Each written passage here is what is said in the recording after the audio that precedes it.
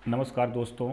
आज हम लोग विधिक आज़ादी क्लासेज में इस तरह के टॉपिक को लेकर आए हैं कि जो देश की आधी पॉपुलेशन उससे बिलोंग करती है, जिसे कहते हैं हम लोग महिला, मतलब फीमेल, या कहें औरतों के केस में किस तरह से उनके साथ शादी के बाद भेदभाव किया जाता है। अगर भेदभाव किया जाता है तो क्या क्या कारण हैं, या आपसी संघर्ष से किस तरह से उन्हें निकलने का रास्ता मिलेगा।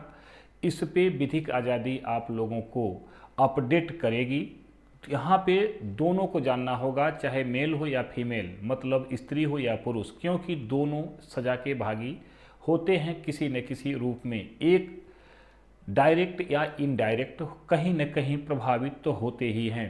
यहाँ पे हम लोग चलेंगे स्क्रीन पे तो देखते हैं यहाँ पे एक महिला और एक पुरुष दोनों में हाथापाई हो रही है। किसी न किसी बात को जब भी हाथापाई होती है तो कोई न कोई रीजन, चाहे वो डायरेक्ट हो या इनडायरेक्ट हो, प्रत्यक्ष हो या अप्रत्यक्ष हो, वहाँ पे कार्रवाई की बात मानी जाती है कि संघर्ष है। उस संघर्ष को शांत करने के लिए या उस संघर्ष को कानूनी रूप देने के लिए कहीं न कहीं पुलिस का इन्वॉल्वमेंट होता है। जब तक पुलिस इन्वॉल्वमेंट नहीं होती है तब तक उसे कानूनी रूप देना बहुत आसान नहीं होता है। काहे से कि कोई भी चीज़ आप अगर कानूनी रूप देते हैं तो पहले आपके साथ पुलिस का रूल्स लागू होता है। यहाँ पे आपने देखा कि किस तरह से इन लोगों के साथ संघर्ष हो रहा है।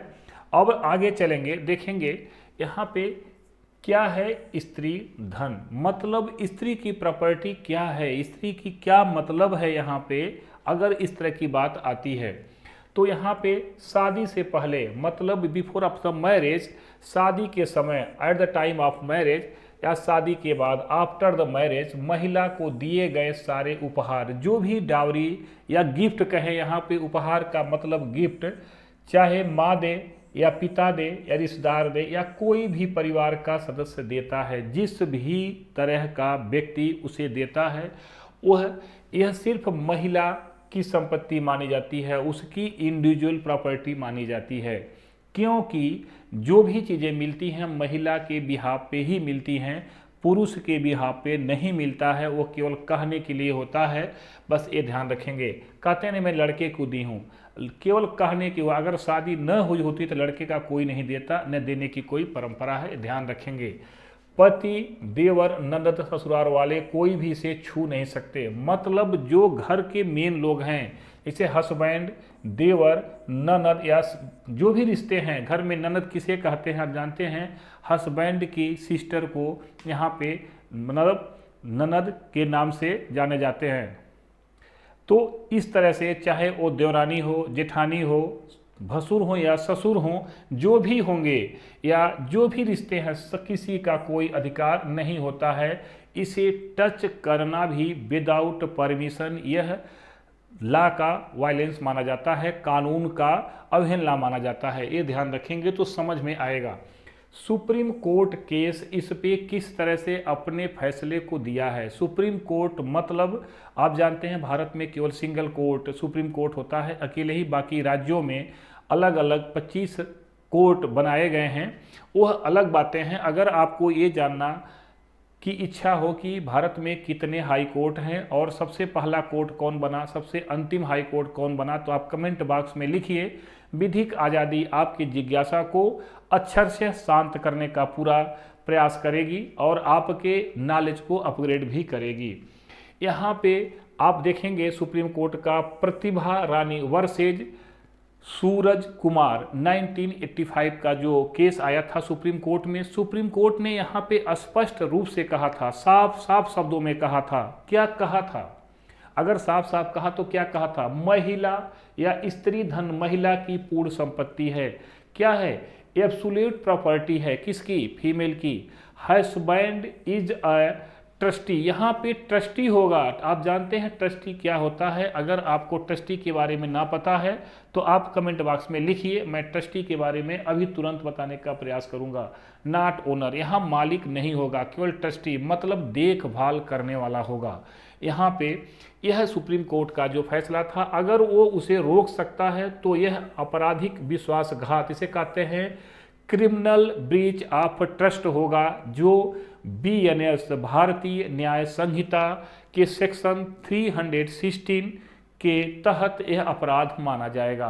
क्या था, क्यों माना जाएगा? इसके पहले IPC था। अगर आप ये जानना चाहते हैं कि IPC में कौन सा सेक्शन था तो आप कमेंट बॉक्स में लिखिए, इसका उत्तर मैं अभी आपको देने के लिए यहाँ पे रेडी हूँ, आप बताएं। आगे देखेंगे इससे पीड़ित महिला क्या करे। अगर इस तरह की समस्या से कोई महिला अपने को पीड़ित पाती है या इसका शोषण होता है इस तरह से, तो क्या करेगी महिला? महिला मतलब स्त्री या कहें फीमेल या कोई भी हो, जो इस कंडीशन में वही आएगा जिसका मैरिज होगा। शादी में मिले जो ज्वेलरी होती है, जिसे आप लोग जेवर कहते हैं, या जो भी गहने कहा जाता है, कपड़े, कैश की जो समरी बना लीजिए। क्या करेंगे? जितनी चीज़ें आपको मिली हैं ससुराल आने से पहले या ससुराल आने के बाद, दोनों का आप एक सूची बना करके रख लें। यहाँ पे अगर इतना काम कोई महिला कर लेती है तो समझ लीजिए आधा लड़ाई जीत चुकी हाई कोर्ट या सुप्रीम कोर्ट में। तो यहाँ पे इन्हें लिस्ट बना लेना चाहिए, इन्हें अपने पास सुरक्षित रख लें, मतलब गोपनीय तरह से इसे कहीं प्रिजर्व कर लें, सेव कर लें, ताकि किसी के हाथ न लग जाए। अगर लगेगा तो वह उसे डिस्ट्रॉयड कर देगा, तो कहीं न कहीं आपके पास प्रमाण के रूप में बहुत कुछ सपोर्ट नहीं मिलेगा, तो केस थोड़ा सा लूज होगा। अगर ससुराल वाले रोक लें, पहले रिटेन नोटिस यहाँ पे आप डाल सकती हैं। कहाँ पे डालेंगे? अगर न माने तो FIR अंडर BNS 316 यहाँ पे जो एक्ट है उसके तहत आप कर सकते हैं। आप देखेंगे अगर किसी भी महिला के साथ इतना बड़ा अन्याय होता है तो वह महिला कहीं न कहीं यह समझ जाती है कि मेरे साथ आने वाले समय में कुछ बड़ा होने वाला है। इसीलिए सभी को इस सब चीज़ों से हमेशा सतर्क रहना चाहिए, क्योंकि आप एक नए परिवार में एक कॉन्टेक्ट के रूप में कहा आज उसे कॉन्टेक्ट ही कहा जाता है। आप एक समझौता के तहत, जैसे मुस्लिम में होता है, हिंदू में यह संस्कार है, मुस्लिम में एक समझौता है, हिंदू में भी समझौते की ही रूप देखने को मिल रहा है। क्यों मिल रहा है? क्योंकि समाज अब थोड़े थोड़े अपने आप को अपग्रेड करने का मान रहा है, जबकि अपग्रेड करना जहाँ चाहिए वहाँ नहीं कर रहा है। तो यहाँ पे आप देखेंगे निवास का अधिकार क्या है। महिला अगर है तो क्या शादी के बाद जो उसके ससुराल की प्रॉपर्टी है, उसके हस्बैंड की प्रॉपर्टी है, या उसके हस्बैंड के पिता की प्रॉपर्टी है, क्या उसका उस पर अधिकार बनता है? यस। यहाँ domestic violation act 2005 section 17 and 19 आपको सपोर्ट करेगा। क्या करेगा? करेगा क्या आखिर में? सपोर्ट का मतलब आपके पक्ष में मजबूती के साथ यह कानून खड़ा होगा। तो करेगा क्या खड़ा होकर के? क्या कहता है कानून यहाँ पे? विवाह के बाद महिला को वैवाहिक, जिसे कहते हैं मैट्रिमोनियल, घर में रहने का पूर्ण अधिकार है। जिस घर के बिहाफ पे उसकी शादी की गई, जिस घर को इंडिकेट किया गया था शादी से पहले कि मेरा रेजिडेंस ऐसे है, मेरा रेजिडेंस यहाँ है, इस शहर में, इस कस्बे में या इस गांव में, उसका पूरा अधिकार होता है।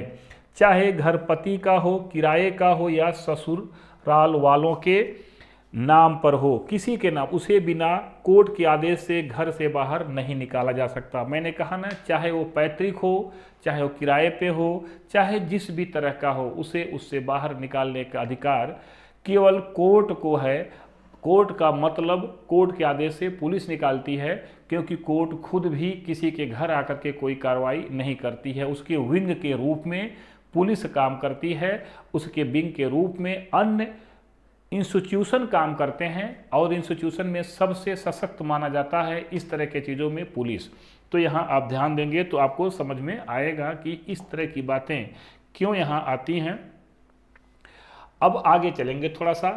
यहाँ पे सुप्रीम कोर्ट केस जो यहाँ पे इस तरह की बातों के लिए आया, SR बत्रा वर्सेज करुणा बत्रा 2007 कुछ सीमाएं रखी। क्या रखा इन्होंने कि कुछ इस पे रोक लगाई कि नहीं, जो चीज़ें हैं वहाँ पे हर चीज़ महिला के ही पक्ष में नहीं जाएगा, थोड़ा सा लिबरल होना पड़ेगा। लेकिन बाद में कई हाई कोर्ट ने उस पर अपना डिसीजन दिया, अलग अलग हाई कोर्ट ने। जहाँ पति रहते हैं वही मैट्रिमोनियल होम माना जाएगा, जहाँ पति रहेगा। मतलब जैसे आपकी शादी गोरखपुर में हुई यूपी के, तो अगर पति आपका आंध्र प्रदेश में रह रहा है किसी भी प्रॉपर्टी के रूप में, तो वहाँ पे उसका अधिकार माना जाएगा। यह बातें, जबकि यह बहुत कुछ सटीकता नहीं शो करता है, इस तरह की बातें आएंगी तो प्री प्लान्ड करके पति दूसरे जगह पे शिफ्ट होकर के अपनी प्रॉपर्टी बचा लेगा, ये ध्यान रखेंगे। ये कोर्ट का आदेश थोड़ा सा डाउटफुल लगता है। हाई कोर्ट जो कहा गलत नहीं है, लेकिन अगर सोशल स्ट्रक्चर्स को देखेंगे तो कहीं ना कहीं यह थोड़ा सा डाउटफुल अपने आप को मिलता है। आगे चलेंगे, यहाँ प्रैक्टिकली क्या है, व्यवहारिकता क्या है इसमें। यहाँ पे देखेंगे अगर ससुराल वाले घर से निकालते हैं तो क्या करेंगे। यहाँ पे ससुराल वाले घर से निकाल देंगे, परंतु महिला प्रोटेक्शन ऑफिसर्स जो अलग अलग राज्यों में अलग अलग तरह से कानून इसके लिए बनाए गए हैं, तो वहाँ पे जो प्रोटेक्शन के रूप में ऑफिसर नियुक्त किए गए हैं महिलाओं के लिए, या नज़दीकी थाने में यहाँ पे आप जा कर के कंप्लेन अपना दर्ज करा सकते हैं। यहाँ पे कैसे कार्य कर सकते हैं, क्योंकि अगर आप कंप्लेन नहीं दर्ज कराएंगे तो आपके जीवन का भी खतरा हो सकता है। अगर कंप्लेन दर्ज करा देते हैं तो आप पे जो भी कार्रवाइयाँ होंगी वह एक साक्ष्य के रूप में मानी जा सकती हैं कि पहले आपने सूचना दिया था और अब स्थिति ये है। मेंटेनेंस जिसे कहते हैं गुजारा भत्ता, यह what is maintenance in the case of dowry या इन द केस ऑफ डिवोर्सन। यहाँ पे जो डाइवोर्स होते हैं उसके लिए क्या है, यहाँ पे BNS जो आपका है BNSS की बातें की जाती हैं। Section 144 Hindu marriage act section 24 and 25, यहाँ पे हिंदू मैरिज एक्ट में जो लिखा हुआ है, आप जानते हैं हिंदू मैरिज एक्ट 1955 का जो विधान है, वहाँ पे आर्थिक राहत देने की बात की जाती है, मॉनेटरी रिलीफ देने की बात की जाती है। क्यों दी जाती है, क्योंकि महिलाएं हमारे समाज में अभी तक काम के प्रति या किसी रोजगार या किसी नौकरी के प्रति बहुत सशक्त नहीं थी, क्योंकि जो एक्ट है 1955 में इस बात को लेकर के थोड़े थोड़े संशोधन हुए हैं, पूरे तरह से संशोधन करना संभव नहीं है। महिलाएं मैक्सिमम अपने हस्बैंड पे डिपेंड रहती हैं। जब महिलाएं हस्बैंड पे डिपेंड रहेंगी, अगर हस्बैंड उसे तलाक दे देता है, डाइवोर्स दे देता है, तो उसका जीवन कैसे चलेगा। अगर संसाधन उपलब्ध नहीं कराएगा तो वह अपने रास्ते से हट करके गलत कामों में लग जाएगी और समाज में विकृतियां आएंगी और समाज का बैलेंस डिस्टर्ब होगा। तो इसलिए ध्यान रखेंगे। महिला को मेंटेनेंस कब मिलता है, किन स्थितियों में महिला को मेंटेनेंस मिलेगा, जब पति आय में सक्षम हो। अगर पति कमा ही नहीं रहा तो मेंटेनेंस कहाँ से मिलेगा। आप सोचिए, अगर आप के साथ इस तरह से केसेस भविष्य में आते हैं, अगर आप नौकरी नहीं पाएंगे तो मेंटेनेंस कहाँ से देंगे। कोशिश करिए इतना कमाइए कि आधा देने के बाद भी लगे कि कुछ नहीं दे रहे हैं। तो इसलिए बड़ी सी बड़ी नौकरी पाइए और इसको यहाँ तक ले आइए। जब महिला खुद आर्थिक रूप से सशक्त न हो और जीवन यापन न कर सके, महिला कोई नौकरी नहीं कर रही है, कोई ऐसी अथॉरिटी में काम नहीं कर रही है जिसे उसे नियमित कोई सपोर्ट मिल रहा है, पैसा मिल रहा है, सैलरी मिल रही है, इनकम हो रहा है, तो वैसे महिला भी इस चीज़ की डिमांड कर सकती है। क्यों करेगी, इसके बारे में थोड़ा सा चर्चा आगे करते हैं और देखते हैं यहाँ पे कोर्ट क्या कहता है, कोर्ट कैलकुलेशन कैसे करेगा। यहाँ पे जो कोर्ट में बात जाएगी कैसे कर, पति की I plus life time plus खर्च, पति की जो आय है वो देखी जाएगी और महिला का जो खर्च है वो देखा जाएगा और पति के ऊपर जो लायबिलिटी है वो देखी जाएगी। उस पर डिसाइड किया जाएगा कि इसे कितना दिया जाएगा। कोशिश कर जाता है कि हाफ देने की, लेकिन हाफ हर समय नहीं हो सकता। यहाँ पे सुप्रीम कोर्ट ने कहा पत्नी को गरिमामय जीवन, जिसे कहते हैं डिग्निफाइड लिविंग, मिलना चाहिए जिससे वह सम्मान सहित जी सके। उतना तो देना ही पड़ेगा जितना वह अपने को सम्मानित जगह पे रख सके। प्रैक्टिकली क्या है, व्यवहारिकता क्या है? पैन कार्ड, आधार, पति की आय के सबूत, बैंक स्टेटमेंट, बिजनेस डिटेल्स क्या है, कैसे डिसाइड होगा? क्योंकि जो हस्बैंड का पैन कार्ड है, आधार कार्ड है, पति की आय के जो अलग अलग सोर्स हैं, बैंक स्टेटमेंट हैं और बिजनेस डिटेल्स निकाले जाएंगे। पर एनम्स या कहें कि उनका जो व्यवसाय है वो कितने अमाउंट का है उसका एक एवरेज निकाला जाएगा। उसके आधार पे वो डिसाइड किया जाएगा कि यहाँ पे कितना पैसा पत्नी को दिया जाएगा। अगर आप लोग को लगता है कि आप लोग के बीच में कोई भी महिला या कोई भी पुरुष इस तरह की समस्या से ग्रस्त है और उसे डिसाइड करने में दिक्कत हो रही है तो कमेंट बॉक्स में लिखिए, इसके फार्मूले मैं आपको डिटेल में बताऊंगा। सब इकट्ठा करें, केस आधा यहीं से, अगर इतनी चीज़ें जो यह सपोर्टिंग पेपर्स हैं अगर आपने इकट्ठा कर लिया तो समझ लीजिए आधा केस आपने जीत गई। महिला का जॉब, स्टडी और फ्रीडम राइट्स, ये क्या है?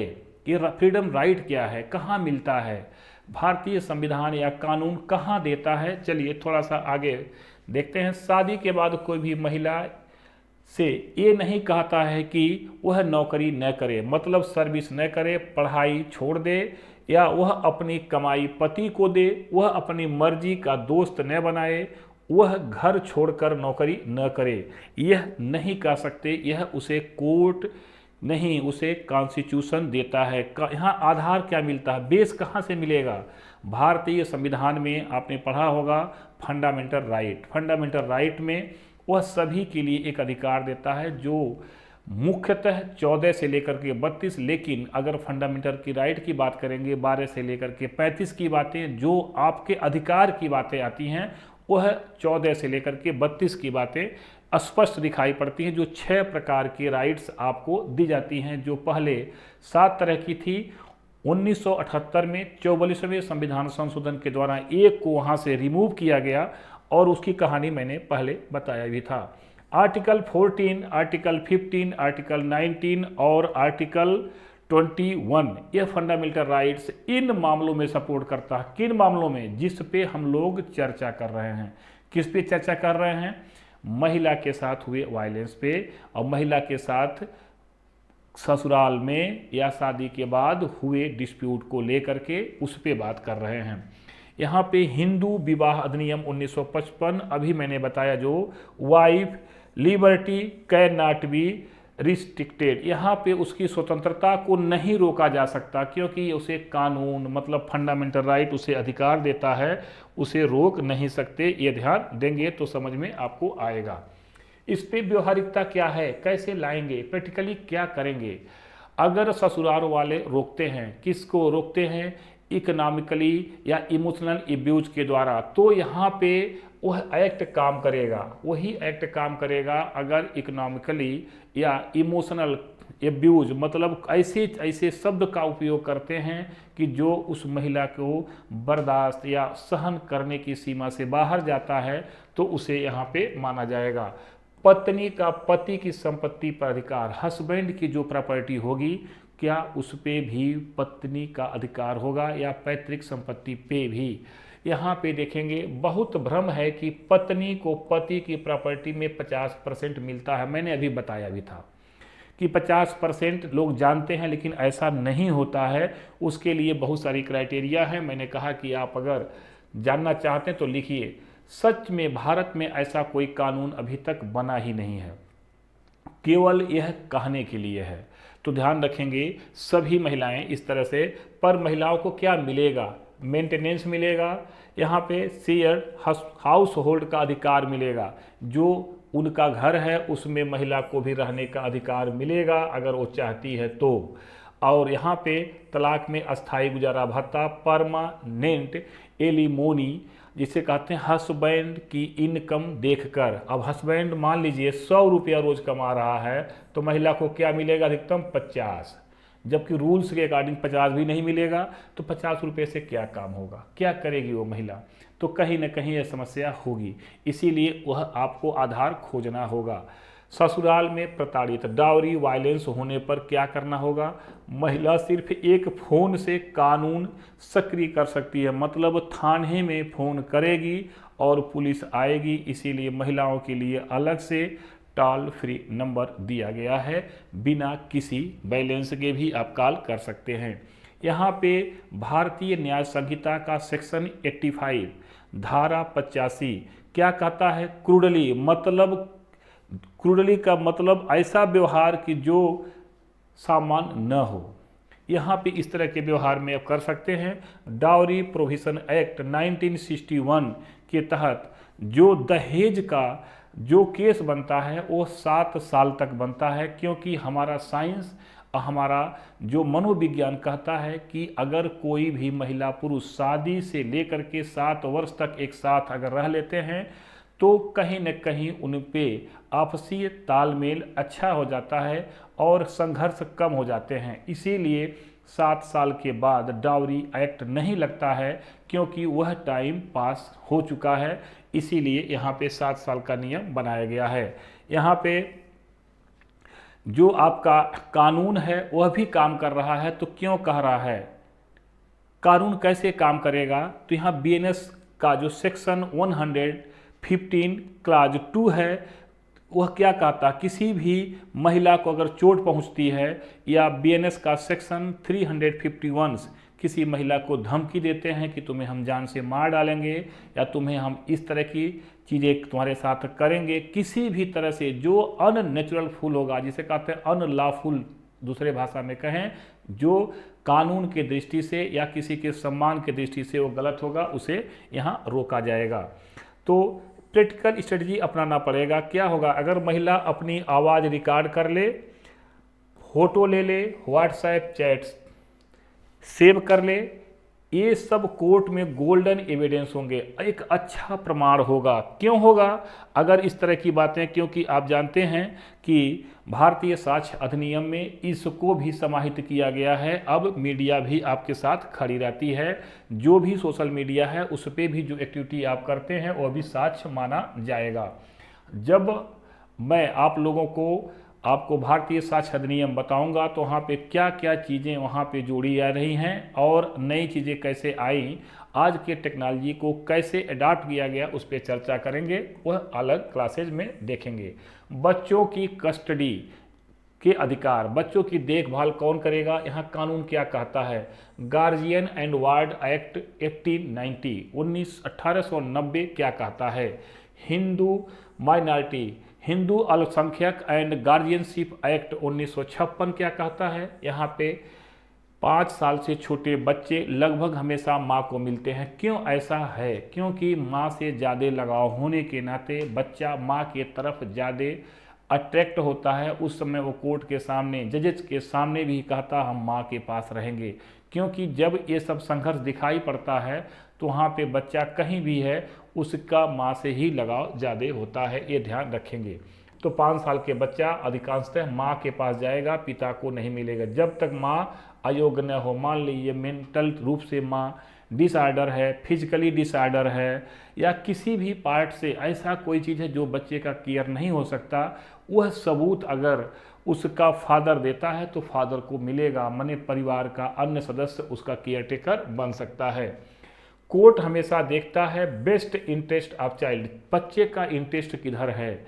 5 साल तक तो इसका इंटरेस्ट बहुत ज़्यादा दिखाई नहीं पड़ता, 5 के बाद इंटरेस्ट देखा जाएगा और कोर्ट निर्णय लेगा। अगर उसको लगता है कि माँ देखभाल अच्छे से बच्चे का नहीं कर रही है तो फादर को भी दे सकता है, वह उस कंडीशन पे निर्भर करता है। महिला तलाक लेने का अधिकार, जो महिला होती है उसका तलाक लेने का अधिकार क्या है? हिंदू विवाह अधिनियम 1955 के तहत 1955 का जो एक्ट है हिंदू मैरिज एक्ट, उसके तहत वह तलाक लेने का अधिकार, जिसे कहते हैं डिवोर्स लेने का अधिकार कैसे है? अगर कोई उसका हस्बैंड क्रूरता का बात करता है, या परित्याग जिसे कहते हैं डिजर्शन करता है, या व्यभिचार जिसे कहते हैं एडल्टरी करता है, परिवर्तन जिसे कहते हैं कन्वर्जन करता है, मानसिक विकार मेंटल डिसऑर्डर के रूप में वह आती है या आता है। आपसी सहमति से तलाक मतलब म्यूचुअल कंसेंट डिवोर्स, यहाँ पे कि हम एक दूसरे के साथ खुश नहीं हैं और मुझे लगता है कि आगे भी हम लोग खुश नहीं रह पाएंगे, तो इससे अच्छा है हम लोग तलाक ले लें या इस तरह की प्रक्रिया को अपना लें। यह भी एक सपोर्टिंग एलिमेंट का काम करता है। ये ध्यान रखेंगे तो समझ में आ जाएगा ये म्यूचुअल है क्या। अब देखेंगे, तलाक लेना कोई कमजोरी नहीं, तलाक लेना कोई कमजोरी, यह कानून द्वारा दिया गया एक अधिकार है। किसी भी पुरुष को, किसी भी महिला को यह भारतीय कानून उसे सपोर्ट करता है, तलाक लेना आपका अधिकार है। क्यों? क्योंकि मानव को गरिमामयी जीवन जीने का अधिकार कानून देता है, भारतीय संविधान देता है, फंडामेंटल राइट देता है, इसलिए उसका तलाक लेना अधिकार माना जाता है। और तलाक लेना गर्व की बात है, न कि यहाँ पे किसी तरह की अपमान की बात है। लेकिन उसके कारण समाज में पॉजिटिव दिखने चाहिए। अगर आप इस तरह की बातों को कानून के सहारा लेकर के काम करते हैं तब भी समाज में विकृतियां आएंगी। तो मैं आप लोगों से ये कहना चाह रहा हूं कि आप लोग जब अपने समय से इस स्थिति में आएंगे तो हमेशा विचार करेंगे कि समाज के साथ साथ हमारे परिवार के लोगों की स्थिति क्या है और उसका क्या प्रभाव पड़ेगा। तो आप खुद भी समझ जाएंगे कि तलाक लेना उचित है या नहीं। यह सबसे अंतिम अस्त्र के रूप में उपयोग करेंगे।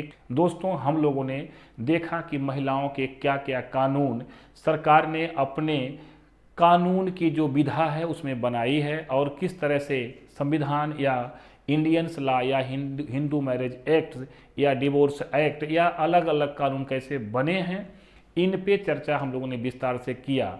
चलिए, आज हम लोग क्लास को ज़्यादा बड़ा नहीं करेंगे, यहीं रोकते हैं। बहुत बहुत धन्यवाद।